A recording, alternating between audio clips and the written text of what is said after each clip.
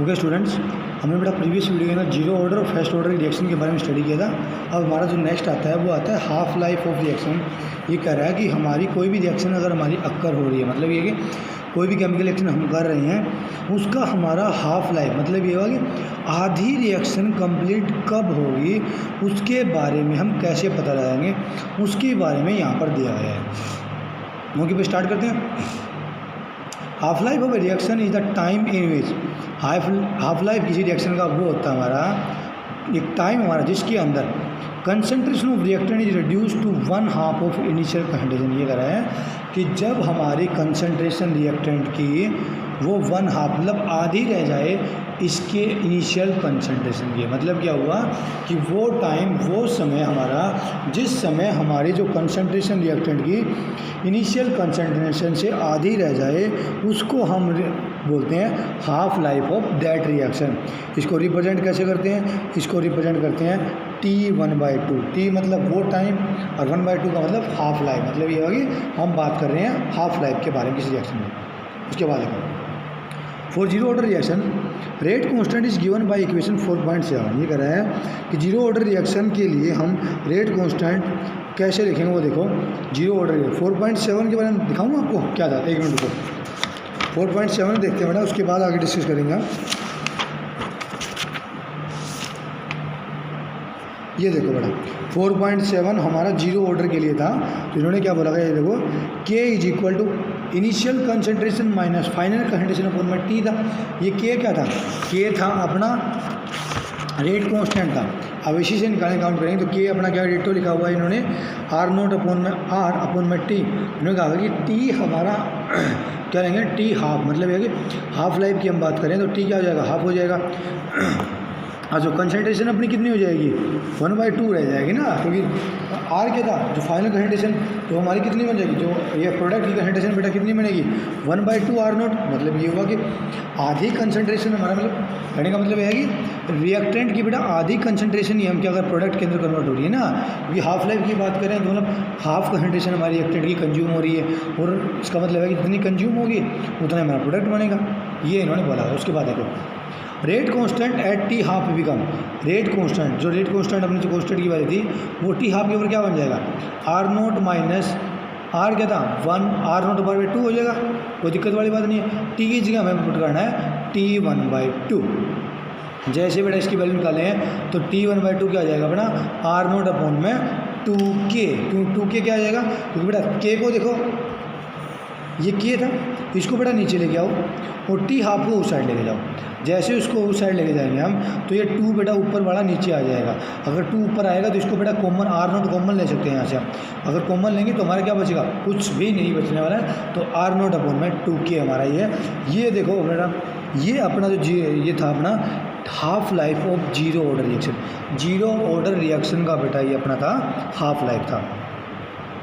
It is clear that ये था कि T half for zero order reaction is directly proportional to the initial concentration. ये कह रहा है कि बेटा यहाँ से हमें क्लियरली पता चल रहा है कि T हाफ मेरा डायरेक्टली प्रोपोर्शनल है किसके, इनिशियल कंसंट्रेशन के। मतलब ये हुआ कि जितनी मतलब ये हुआ T हाफ बेटा हमारा उतना ही ज़्यादा होगा जितना हमारा हाफ लाइफ होगा। मतलब ये होगी अगर कंसंट्रेशन हमारी जितनी ज़्यादा होगी T हाफ हमारा उतना ही ज़्यादा होगा। उसके बाद and inversely proportional to the rate constant. इसका मतलब क्या है इन्वर्सली प्रोपोर्शनल है किसके, रेट कांस्टेंट के। रेट कांस्टेंट बढ़ेगा T हाफ डिक्रीज करेगा, T हाफ बढ़ेगा रेट कांस्टेंट डिक्रीज करेगा।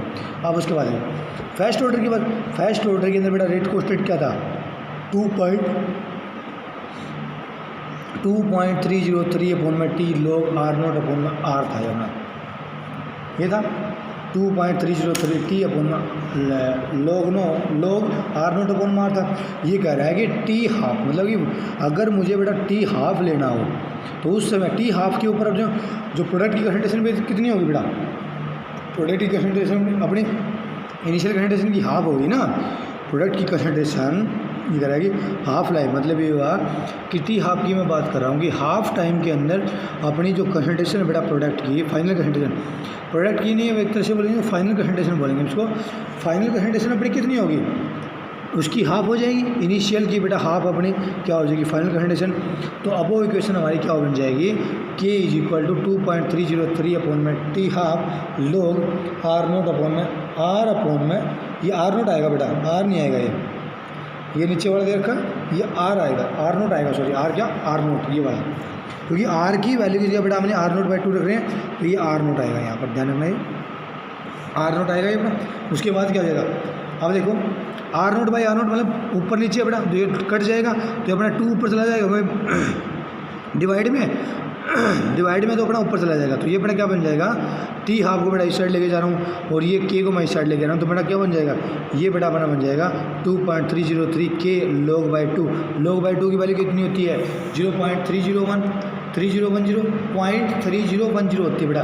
log 2 की वैल्यू क्या लिखते हैं हम, 0.3010 हमारी log की वैल्यू थे। इसको सोल्व करने के बाद पता चलता है बेटा कि T half is equal to 0.693 by K. मतलब ये हुआ कि अगर आपको बेटा टी हाफ दिया गया हो, टी हाफ आपको दिया गया हो, रेट कांस्टेंट पूछ रखा हो, तो आप बेटा यहाँ से निकाल सकते हो। यदि रेट कांस्टेंट दे रखा हो या रेट कांस्टेंट ना भी दे रखा हो बेटा, तो अगर रेट कांस्टेंट नहीं दे रखा तो रेट कांस्टेंट हम यहाँ से निकाल सकते हैं। और उसके बाद में रेट कांस्टेंट के बाद अगर पूछा होगा टी हाफ निकालो, तो बेटा रेट कांस्टेंट पता चलने के बाद हम यहाँ पर टी हाफ यहाँ से काउंट कर सकते हैं। उसके बाद it can be change that for the first order reaction. अगर बात करें फर्स्ट ऑर्डर रिएक्शन की बेटा, half life period is constant. ये कह रहा है कि फर्स्ट ऑर्डर केस के अंदर जो अपना हाफ लाइफ पीरियड है वो अपना रहेगा बेटा कांस्टेंट, मतलब ये चेंज नहीं होगा। इसका मतलब क्या हुआ, देखो यहाँ पे चल रहा है कि फर्स्ट ऑर्डर के लिए, देखो फर्स्ट ऑर्डर की बात कर रहे हैं, तो वहाँ पर इन्होंने क्या कहा कि हाफ लाइफ पीरियड है वो हमारा कांस्टेंट है। मतलब ये हुआ मतलब कंसंट्रेशन का बेटा कोई टर्म नहीं आ रहा है यहाँ पर जीरो ऑर्डर के अंदर इनिशियल कंसंट्रेशन का टर्म आ रहा है, परंतु यहाँ पर अपना कोई टर्म यूज नहीं हो रहा है। इसका मतलब क्या हुआ, इसका मतलब ये हुआ कि टी हाफ लाइफ पीरियड है वो हमारा इंडिपेंडेंट रहेगा बेटा जीरो ऑर्डर रिएक्शन, मतलब इनिशियल कंसंट्रेशन के इंडिपेंडेंट। मतलब ये हुआ कि याद बात करें हम फर्स्ट ऑर्डर केस के अंदर, तो अपना हाफ लाइफ पीरियड है वो डिपेंड नहीं करेगा इनिशियल कंसंट्रेशन के ऊपर किसी भी रिएक्टेंट स्पीशीज के। Half life of a first order reaction equation is readily calculated from rate constant and vice versa. ये कह रहा है कि जो हाफ लाइफ है हमारे फर्स्ट ऑर्डर इक्वेशन का वो हम कैलकुलेट कर सकते हैं फ्रॉम कहाँ से, रेट कांस्टेंट से, और रेट कांस्टेंट से हम कैलकुलेट कर सकते हैं क्या, टी हाफ। यहाँ मैंने अभी बताया था बेटा, ये देखो जीरो ऑर्डर के लिए टी हाफ होता है वो डायरेक्टली प्रोपोर्शनल होता है किसके, इनिशियल कंसंट्रेशन के, परंतु फर्स्ट ऑर्डर के लिए बेटा इंडिपेंडेंट होता है। फर्स्ट ऑर्डर पे वो डिपेंड नहीं करता, किस पे डिपेंड नहीं करता, इनिशियल कंसंट्रेशन के ऊपर। उसके बाद देखो यहाँ पर जो न्यूमेरिकल दिया गया बेटा वो आसानी से आप कर सकते हो, बिल्कुल आसान दिया गया है, न्यूमेरिकल काउंट कर सकते हो आप। उसके बाद देखो, उसके बाद बेटा सूडो फर्स्ट ऑर्डर रिएक्शन दिखाई दे रहा है आपको, ये थोड़ा ये दिखा रखा है इन्होंने, क्लियर नहीं है ये अपना सूडो फर्स्ट ऑर्डर रिएक्शन। इसका मतलब ये हुआ कि हमें बेटा दिखाई देगी कोई भी रिएक्शन है वो फर्स्ट ऑर्डर फॉलो हो रही है, परंतु वो हमारा बेटा फर्स्ट ऑर्डर नहीं होती, या फिर कोई और ऑर्डर होता है उसको हम फर्स्ट ऑर्डर के रूप में होती है, वो फर्स्ट ऑर्डर होती है, दिखाई हमें देता है कोई और ऑर्डर। देखो यहाँ पर the order of reaction is some time altered by condition. ये कह रहा है कि जो ऑर्डर है बेटा किसी भी रिएक्शन का वो कुछ समय हमारा अल्टर हो जाता है बाय कंडीशन। मतलब क्या हुआ कि यदि हम किसी कंडीशन बेटा चेंज करेंगे तो हमारा जो ऑर्डर है वो क्या हो जाएगा, अल्टर हो जाएगा, चेंज हो जाएगा। Consider a chemical reaction between two substance when one reactant is present in large. ये कह रहे हैं कि केमिकल रिएक्शन को बेटा कंसीडर करो, सोचो कि दो सब्सटेंस के बीच में एक केमिकल रिएक्शन हो रही है हमारे दो सब्सटेंस के बीच में, मान लो ये वाला, और इसमें क्या बोला गया कि एक रिएक्टेंट हमारा प्रेजेंट है लार्ज रिएक्शन, मतलब बहुत ज़्यादा अमाउंट के अंदर प्रेजेंट है एक अपना रिएक्टेंट। उसके बाद क्या कहा, during hydrolysis of 0.01 mole, example दिया हुआ है कि इथाइल एसीटेट एक हमारा बेटा कंपाउंड है, इसकी हमें हाइड्रोलिसिस करवानी है, कंसंट्रेशन क्या दी गई है 0.01 मोल। इसने क्या कहा, with 10 mole of the water, 10 मोल बेटा वाटर की हैं और 0.0 मोल मेरे की हैं, किसके हैं, इथाइल एसीटेट की, amount of various constitute at the beginning and completion of reaction are given below. ये कह रहा है कि बेटा अमाउंट जो भी हमारा रिएक्शन की बिगिनिंग के अंदर या फिर रिएक्शन कंप्लीट होने के बाद अमाउंट है वो नीचे रिएक्शन के अंदर हम यहाँ पर देख सकते हैं आसानी से। वो देखो इथाइल एसीटेट, देखो बेटा एसीटेट का जो हमारा ग्रुप होता है, ये एस्टर के अंदर जो ग्रुप लिखते हैं हम, जो बाद के अंदर जो ग्रुप होता है उसको पहले लिखते हैं हम इथाइल, और जो ग्रुप बचता है हमारा उसके बाद में बोलते हैं एट के रूप में बोलते हैं इथाइल एसीटेट बोलेंगे उसको हम। क्या बोलेंगे? Ethyl acetate. ये करेंगे इसकी हाइड्रोलिसिस करवानी है। हाइड्रोलिसिस का मतलब होता है कि वाटर के साथ में बेटा उसकी रिएक्शन करवाना, वाटर को ऐड करना, चाहे वो वाटर किसी की फॉर्म में ऐड हो रहा हो, वाटर का एडिशन की हम बात करेंगे यहाँ पे। तो इन्होंने क्या कहा बेटा हाइड्रोलिसिस करवाई, तो इसका मतलब ये हुआ कि बेटा एस्टर की ध्यान रखना, ये एस्टर की अगर हाइड्रोलिसिस हमें होगी तो हमारा क्या होगा, हाइड्रोलिसिस हमारा एस्टर और इथेनॉल हमारा फॉर्म होगा। अब यहाँ पर देखो ये कह रहा है 0.01 बोलता कब, जब मेरा टाइम था 0, मतलब ये हुआ कि बेटा जब मैंने वाटर ऐड नहीं किया था उस समय की बात थी। तो यहाँ पर उन्होंने टेल मतलब ये कि अभी मैंने ऐड किया ही है, मतलब कोई टाइम अभी तक स्पेंड नहीं हुआ है, मतलब अभी ऐड किया, तुरंत ऐड किया है, 0.0 मोल बनेंगे। उसके बाद कुछ टाइम होगा बेटा, तो क्योंकि ये देखो ये 10 मोल है बेटा, ये कितने कम मोल है, इसका मतलब ये हुआ कि ये हमारा लिमिटिंग रिएजेंट की तरह काम करेगा। किसकी तरह काम करेगा? लिमिटिंग रिएजेंट की तरह। ये हमारा कंज्यूम हो जाएगा। वाटर कितना बच जाएगा? वाटर बेटा 0.01 है, तो वाटर तो बड़ा 9.9 बच जाएगा।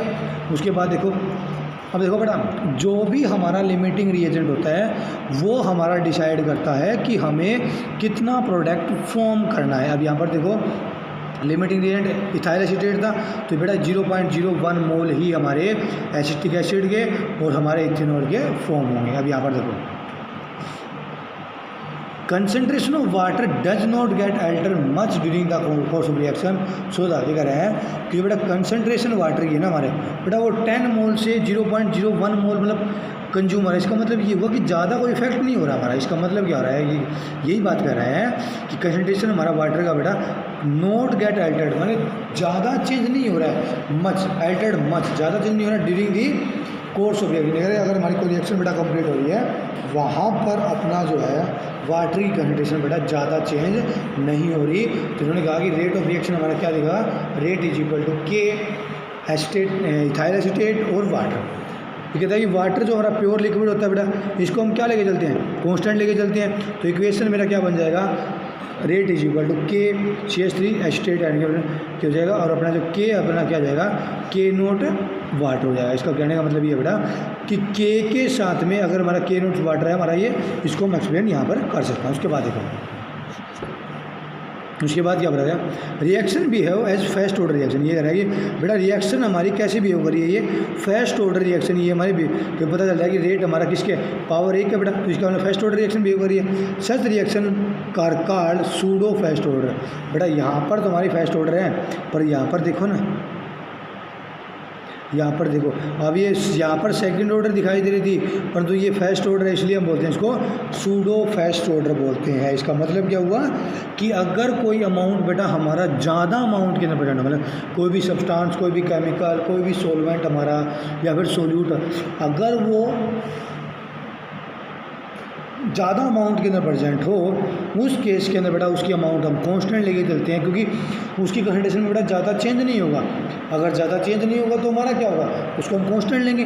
कांस्टेंट लेंगे तो मतलब ये हुआ कि उसकी जो बेटा वो उसकी पावर है वो क्या हो जाएगी, 0 हो जाएगी, और अपना जो बचेगा वो हमारा क्या देगा, रेट ऑफ रिएक्शन हमें प्रोवाइड करेगा। उसके बाद देखो इन्वर्जन ऑफ केन शुगर। देखो बेटा केन शुगर अपना होता है, केन शुगर किसको बोलते हैं, सुक्रोज को। सुक्रोज अपना केन शुगर होता है। फॉर्मूला देख लो बेटा, C12H22O80O11, ये अपना होता है बेटा C12H22O11, इसको वैसे बोलते हैं हम, इसको C12H22O11। ये कह रहा है कि इसको वाटर के साथ रिएक्शन करते हैं। इसका मतलब इसके अंदर फिर हमारा वाटर बेटा लार्ज अमाउंट के अंदर है। अगर लार्ज अमाउंट के अंदर है तो इसका मतलब क्या हुआ, वाटर हम कांस्टेंट लेंगे तो रेट अपना क्या जाएगा, रेट अपना हो जाएगा rate constant into concentration, molar concentration of the cane sugar यहाँ पर इन्होंने यहाँ पर दिया है। उसके बाद अब हम बात करेंगे temperature dependence of rate of reaction. ये कह रहा है कि टेम्परेचर के ऊपर हमारा क्या मतलब टेम्परेचर का हमारा क्या इफेक्ट पड़ेगा हमारा किसी भी रेट ऑफ रिएक्शन के ऊपर, यहाँ पर हम वो स्टडी करते हैं। ये देखो, most of chemical reaction are accelerated by increase in temperature. ये कह रहा है बेटा कि जो मोस्ट ऑफ केमिकल रिएक्शन है उसको हम एक्सेलरेट कर सकते हैं, मतलब ये हुआ उनके रेट को हम बढ़ा सकते हैं। कब? Bye increase in the temperature, जब उसका हम टेम्परेचर को बढ़ा देते हैं उससे हमारा क्या है कि जो रेट ऑफ रिएक्शन अपनी क्या हो जाएगी, वो बढ़ जाएगी। For example decomposition of N2O5, ये हमारा बेटा डाई नाइट्रोजन पेंटॉक्साइड, ये अपना कंपाउंड है, इसकी बेटा डिकम्पोजिशन का मतलब इसको हमें तोड़ना है। Time taken for half of the original amount of material to decompose in 12 minute. ये कह रहा है कि बेटा टाइम ये 12 मिनट लेगा। कब? जब इसके हाफ कंसनट्रेशन, मतलब ये जब ये मान लो कि 5 मोल है, 5 मोल मैंने लिए तो इसके 2.5 मोल मेरे डिकम्पोज होने के लिए बेटा 12 मिनट लेंगे, और वो भी टेम्परेचर कितना 50 डिग्री सेल्सियस के ऊपर। 5 आवर एट 5 घंटे लेगा किसके ऊपर 25 डिग्री सेल्सियस के ऊपर, वो 10 डेज ले लेगा बेटा। मतलब ये हुआ कि 5 मोल बेटा अगर वो हाफ डिकम्पोज हो रहा है तो 0 डिग्री के ऊपर बेटा वो 10 दिन लेगा, 25 डिग्री के ऊपर वो 5 घंटे लेगा, और 50 डिग्री के ऊपर कितना लेगा वो 12 मिनट लेगा। इसका मतलब क्या हुआ कि बेटा रेट ऑफ रिएक्शन अपना है वो कम्प्लीटली डिपेंडेंट है, मतलब बहुत ज़्यादा डिपेंडेंट है अपना किसके ऊपर, टेम्परेचर के ऊपर। उसके बाद देखो, you also know that in a mixture of potassium permanganate, potassium permanganate हमारा एक ऑक्सीडाइजिंग एजेंट होता है, and oxalic acid, oxalic acid क्या होता है COO, देखो COOH और इसके नीचे COO, 2 एसिड होते हैं बेटा, ऑक्जेलिक एसिड को बोलते हैं। Potassium permanganate get decolourise faster at higher temperature than at the lower. ये कह रहे हैं कि यदि हम बेटा मिक्सर ले किसका, पोटेशियम परमैंगनेट का और ऑक्जेलिक एसिड का, तो ये कह रहा है कि जो पोटेशियम परमैंगनेट है ना वो डीकोलराइज, पोटेशियम परमैंगनेट का कलर होता है बेटा येलोइश टाइप कलर होता है अपना, येलोइश ग्रीन या येलोइश रेडिश बोलते हैं इसका कलर हम। ये कहता है कि डीकोलराइज हो जाता है कब, फास्टर एट हायर टेम्परेचर के ऊपर ऑक्जेलिक एसिड के साथ में हमारा ये डीकोलराइज होता है। कब? जब ज़्यादा टेम्परेचर होगा as compare to lower temperature. इसका मतलब बेटा ये है कि रेट ऑफ रिएक्शन के ऊपर टेम्परेचर डिपेंड करेगा, मतलब टेम्परेचर पे डिपेंड करेगी अपनी rate of reaction. It has been found that for the chemical reaction with rise in temperature by 10 degree rate constant nearly double. ये कह रहा है कि बेटा यहाँ से केमिकल रिएक्शन से हमें पता चल रहा है rise in temperature by 10 degree, यदि हम बेटा टेम्परेचर है वो 10 डिग्री से राइज कर रहे हैं तो रेट कॉन्स्टेंट बेटा हमारा नियरली डबल हो रहा है। मतलब ये हुआ नियर अबाउट डबल हो सकता है, और डबल से बेटा थोड़ा सा कम भी हो सकता है, ये आप आसानी से समझ सकते हो। नियरली बोला है इसने, मतलब एग्जैक्ट डबल हो भी सकता है, और पॉसिबल 100% चांस नहीं है बेटा, पॉसिबल है। Temperature dependence of rate of chemical reaction can be accurately explain by Arrhenius equation. ये कह रहा है आर्नियस इक्वेशन बेटा नीचे दी गई है, ये देखो यहाँ पे K = AE - EE/RT। इन्होंने क्या कहा कि टेम्परेचर डिपेंडेंस है रेट ऑफ रिएक्शन का, रेट ऑफ रिएक्शन भी बेटा टेम्परेचर के ऊपर जो रेट ऑफ रिएक्शन बेटा हमारी डिपेंड करती है उसको हम एक्यूरेटली एक्सप्लेन कर सकते हैं किसकी सहायता से, आर्नियस इक्वेशन की सहायता से। It was first propose by, ये प्रपोज किसने किया था, एक डच केमिस्ट थे JH want hope, but Swedish chemist Arrhenius propose it's physical justification. ये कह रहा है कि इसका जो कॉन्सेप्ट था बेटा वो वांट होप ने प्रोवाइड किया था। वांट होप हम बेटा उसके अंदर चैप्टर 2 सॉल्यूशन वाले के अंदर बिल्कुल लास्ट में किया था, याद आया? आई होप कि बेटा आपको याद होगा, अगर भूले नहीं हो तो।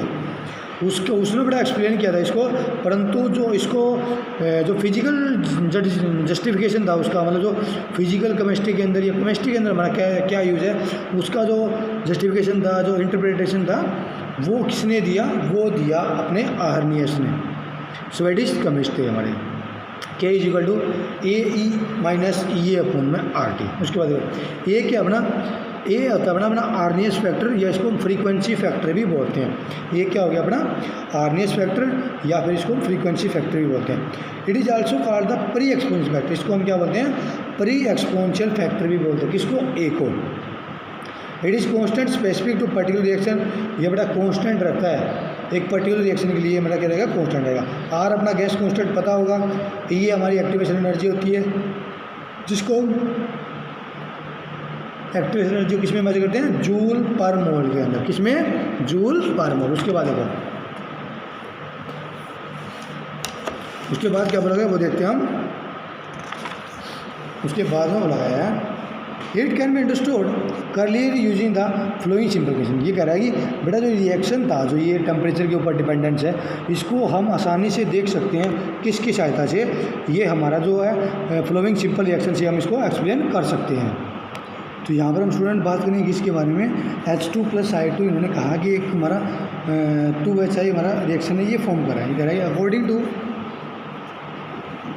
Arrhenius, this equation can take place only when molecule of hydrogen and a molecule of iodine collide to form a unstable intermediate। ये कह रहा है Arrhenius ने बेटा क्या बोला कि जब मेरा 1 मॉलिक्यूल हाइड्रोजन का और 1 मॉलिक्यूल आयोडीन के जब एक दूसरे के साथ में कोलाइड होंगे ना, और कोलाइड होने के बाद में जब तक वो अनस्टेबल इंटरमीडिएट नहीं बनाएंगे, हमारा जो मॉलिक्यूल है, एक तरह से बोले कि हमारा जो प्रोडक्ट है बेटा वो हमारा फॉर्म में नहीं होगा। It exist for a very short time, ये करेगा एग्जिस्ट करेगा बहुत ही छोटे समय के लिए, और breakup to form 2 molecule of hydrogen iodide, और वो एग्जिस्ट करने के बाद क्या बना देगा, 2 मॉलिक्यूल हमारा बना देगा हाइड्रोजन आयोडाइड के, हमारे 2 मॉलिक्यूल हमारे फॉर्म होंगे। उसके बाद देखो energy required to form this intermediate called activated complex. ये कह रहे हैं कि एनर्जी जो रिक्वायर है ना इस इंटरमीडिएट को बनाने के लिए, उसको हम बोलते हैं एक्टिवेटेड कॉम्प्लेक्स बोलते हैं, known as the activated energy. मतलब ये हुआ कि जो इंटरमीडिएट जो हमने बात की बेटा उसको बोलते हैं एक्टिवेटेड कॉम्प्लेक्स। एक्टिवेटेड कॉम्प्लेक्स को बनाने के लिए जो एनर्जी हमें चाहिएगी उसको हम बोलेंगे activation energy. Energy required to form this intermediate called activated complex is known as the activation energy. Fig 4.7 देखो, ये बात देखो बेटा, ये देखा, ये कह रहा है कि हमारा कोई ये मॉलिक्यूल है H2 + I2, ये कह रहा है जैसे ही इसको हमने क्या करेंगे, मिक्स करेंगे बेटा। मिक्स करने के बाद क्या है कि हमारी इनके अंदर पोटेंशियल एनर्जी होती है। मतलब ये हुआ कि बेटा प्रोडक्ट बनने के लिए इनको एक कंडीशन से, मतलब एक ब्रिज से गुजरना पड़ता है। अगर वो ब्रिज ये कंप्लीट कर पाते हैं, मतलब वो ब्रिज किसका है, पोटेंशियल एनर्जी का। ये कह रहा है कि अगर उस ब्रिज के बराबर, मतलब है अगर इस ब्रिज के बराबर उनके पास एनर्जी है तभी बेटा वो प्रोडक्ट के अंदर कन्वर्ट हो पाएंगे।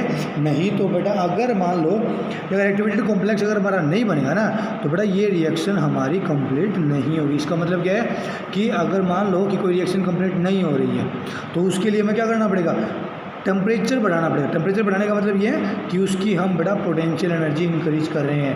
अगर पोटेंशियल एनर्जी इंक्रीज करेंगे तो बेटा वो हमारा जो ब्रिज है ये ब्रिज हमारा आसानी से वो कवर हो जाएगा और हमारा एक्टिवेटेड कॉम्प्लेक्स बनेगा। और एक्टिवेटेड कॉम्प्लेक्स बेटा बहुत ही शॉर्ट टाइम के लिए, बहुत छोटे समय के लिए वो रहता है, एग्जिस्ट करता है। और उसके बाद नैनो सेकंड बोलते हैं या माइक्रो नैनो सेकंड बोल सकते हैं इसको, सेकंड के लिए मतलब फॉर्म होता है। और उसके बाद में फटाफट अपना है वो प्रोडक्ट के अंदर ये हमारा कन्वर्ट हो जाता है। उसके बाद देखो क्या लिखा,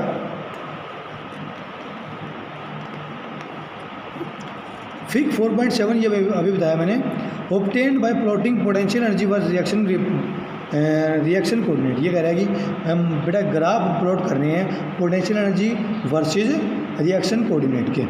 reaction coordinate represent the profile of energy change when reactant change to product. ये रहेगी जो रिएक्शन कोऑर्डिनेट है वो रिप्रेजेंट कर रहा है, किसको रिप्रेजेंट कर रहा है, प्रोफाइल ऑफ एनर्जी, एनर्जी के प्रोफाइल को रिप्रेजेंट कर रहा है।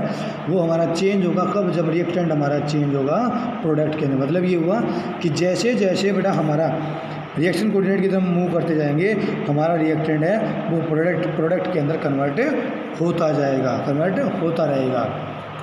उसके बाद देखो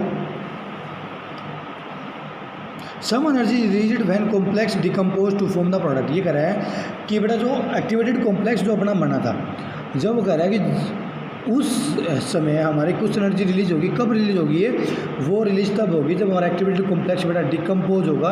और डिकम्पोज होने के बाद में अपना क्या बनाएगा, वो प्रोडक्ट बनाएगा तो उस समय हमारी कुछ ना कुछ एनर्जी रिलीज होगी।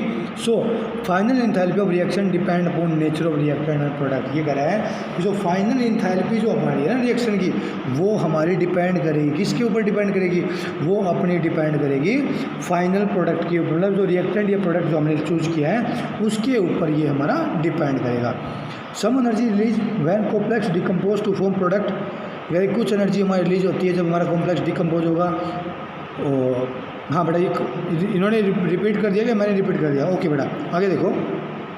All the molecule in the reacting species do not have the same kinetic energy. ये बात है ना बेटा, जितने भी हमारे मॉलिक्यूल है रिएक्टिंग स्पीशीज के अंदर don't have same kinetic energy, उनकी काइनेटिक एनर्जी हमारी सेम नहीं है। Since it is difficult to predict the behaviour of any one molecule with precision. ये कह रहे हैं कि यह डिफ़िकल्ट है प्रेडिक्ट करना, पता लगाना किसके बारे में, behaviour of the one molecule, एक सिंगल मॉलिक्यूल का बेटा बिहेवियर को पता लगाना बेटा बहुत ज़्यादा डिफ़िकल्ट है, हम पता नहीं लगा सकते विद प्रिसिशन मतलब एक्यूरेसी के साथ में।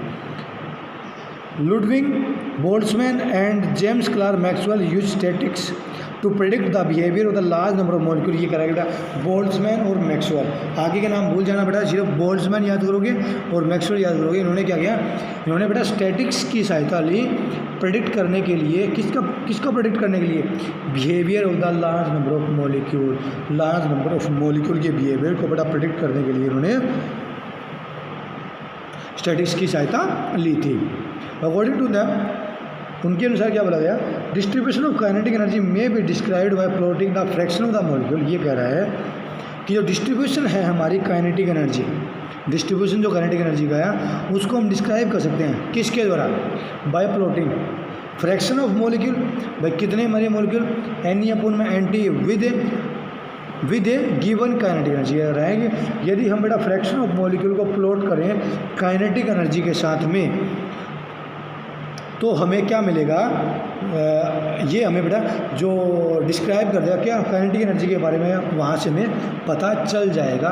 कब, जब हम फ्रैक्शन ऑफ मॉलिक्यूल को बेटा प्रेडिक्ट करते हैं किसी में काइनेटिक एनर्जी के साथ में। Here NE is the number of molecules with energy E। NE और NT का मतलब क्या दिया गया है, NE अपना क्या होता है, नंबर ऑफ मॉलिक्यूल होते हैं जिसकी एनर्जी अपनी E है, और NT हमारे total number of molecule, total number of molecule अपने NT हो गया, और NE क्या हो गया अपना नंबर ऑफ मॉलिक्यूल जिसकी एनर्जी है वो E है।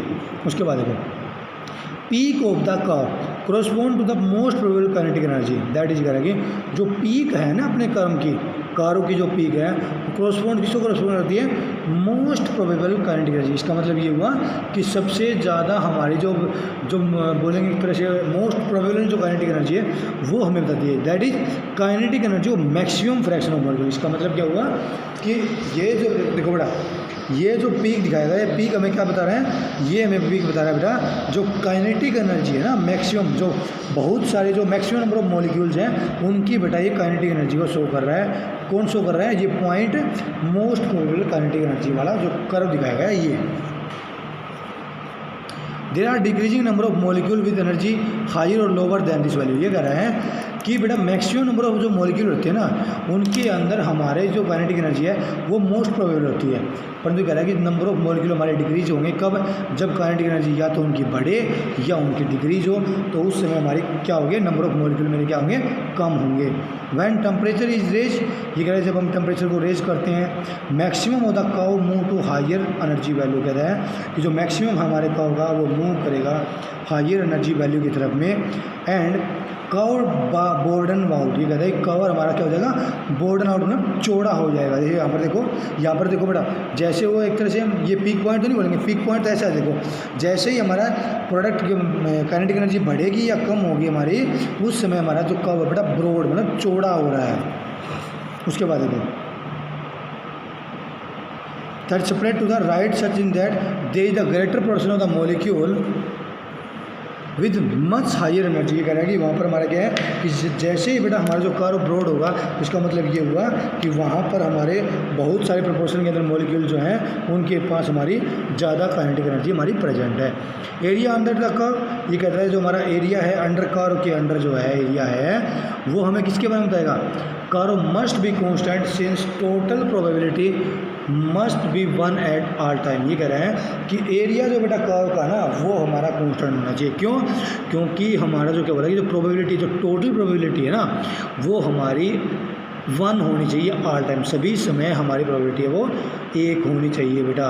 उसके बाद देखो we can mark the position of E on Maxwell Boltzmann distribution curve. ये कह रहा है कि यहाँ पर बेटा जो मैक्सवेल डिस्ट्रीब्यूशन कर्व है ना वहाँ पर हम क्या कर सकते हैं, मार्क कर सकते हैं एक्टिवेशन एनर्जी को। यहाँ पर देखो बेटा यहाँ भाई कर्व दिया गया है वो देखते हैं। ये कर्व में पता क्या बोला गया है, ये कह रहा है कि कोई नॉर्मल टेम्परेचर के ऊपर, मतलब नॉर्मल टी टाइम अपना वो ले रहा है, टी टेम्परेचर के ऊपर हमारी कोई रिएक्शन हमारी हो रही है।